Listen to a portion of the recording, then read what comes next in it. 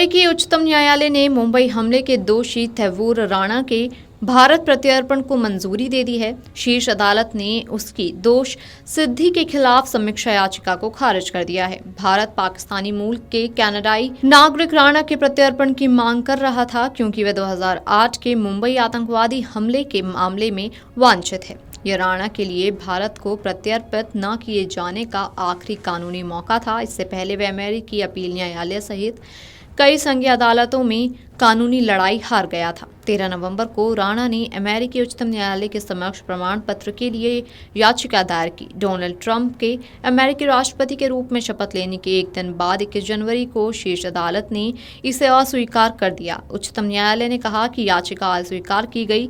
राणा वर्तमान में Los Angeles में मेट्रोपॉलिटन डिटेंशन सेंटर में हिरासत में है। इससे पहले अमेरिकी सरकार ने अदालत में दलील दी थी कि परीक्षण याचिका को खारिज किया जाना चाहिए। अमेरिकी सॉलिसिटर जनरल एलिजाबेथ बी प्रिलोगर ने 16 दिसंबर को उच्चतम न्यायालय में दाखिल अपने दस्तावेज में ये बात कही। उन्होंने कहा कि राणा इस मामले में भारत प्रत्यर्पण से छूट का हकदार नहीं है। 9वीं सीक्रेट के लिए यूनाइटेड स्टेट ऑफ अपील्स के फैसले की समीक्षा के वास्ते अपनी पुनरीक्षण याचिका में राणा ने दलील दी थी कि मुंबई पर 2008 के आतंकवादी हमले से संबंधित आरोपों पर इलिनॉय के नॉर्दर्न डिस्ट्रिक्ट में संघीय अदालत में उस पर मुकदमा चलाया गया और उसे बरी कर दिया गया था। याचिका में दलील दी कि भारत अब शिकागो मामले में समान कृत्य के आधार पर आरोपों को लेकर मुकदमा चलाने के लिए उसे प्रत्यर्पित करना चाहता है। प्रिलोगर ने उसकी दलील का विरोध किया। अमेरिकी सॉलिसिटर जनरल ने कहा था कि सरकार ये नहीं मानती है कि जिस कृत्य के लिए भारत प्रत्यर्पण चाहता है वह इस मामले में सरकारी अभियोजन के दायरे में थे। उदाहरण के लिए भारत की जालसाजी के आरोप आंशिक रूप से ऐसे आचरण पर आधारित है जिन पर अमेरिका में सुनवाई नहीं की गई। याचिकाकर्ता ने भारतीय रिजर्व बैंक को प्रस्तुत आवर्जन कानून केंद्र के शाखा कार्यालय और औपचारिक रूप से खोलने के लिए आवेदन में गलत जानकारी का उपयोग किया।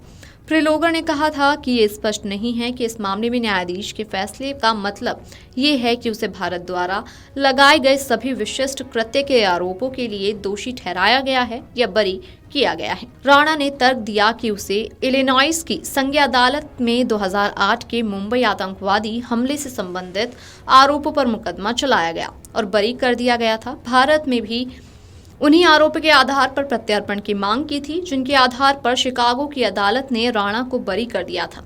हालांकि अमेरिकी सॉलिसिटर जनरल ने कहा था कि सरकार ये नहीं मानती है कि जिस आचरण के लिए भारत प्रत्यर्पण चाहता है वह इस मामले में कवर हो चुका है। राणा अमेरिकी अपील न्यायालय सहित निचली अदालतों और कई संघीय अदालतों में कानूनी लड़ाई हार चुका है। अब उसने ताजा याचिका से अपना प्रत्यर्पण रोकने की संभवतः आखिरी कोशिश की है। बता दें कि अमेरिकी सरकार भी राणा के प्रत्यर्पण के लिए तैयार है और बीती 16 दिसंबर को ही अमेरिकी सॉलिसिटर जनरल एलिजाबेथ बी प्रिलोगर ने सुप्रीम कोर्ट से राणा की याचिका को खारिज करने की अपील की थी। राणा के वकील ने अमेरिकी सरकार की सिफारिश को चुनौती दी और सुप्रीम कोर्ट से अनुरोध किया कि उसकी रिट स्वीकार की जाए। राणा की याचिका पर 17 जनवरी को सुनवाई होगी। राणा वर्तमान में लॉस एंजलिस की जेल में बंद है। राणा पाकिस्तानी अमेरिकी आतंकवादी डेविड कॉलमैन हैंडल से जुड़ा हुआ था जो 26/11 मुंबई हमले में मुख्य साजिशकर्ता में से एक है। 2008 के मुंबई आतंकवादी हमलों में 6 अमेरिकियों सहित कुल 166 लोग मारे गए थे। इस हमले में 10 पाकिस्तानी आतंकवादियों ने 60 घंटे से अधिक समय तक मुंबई के अहम स्थानों पर हमला किया था और लोगों की हत्या की थी।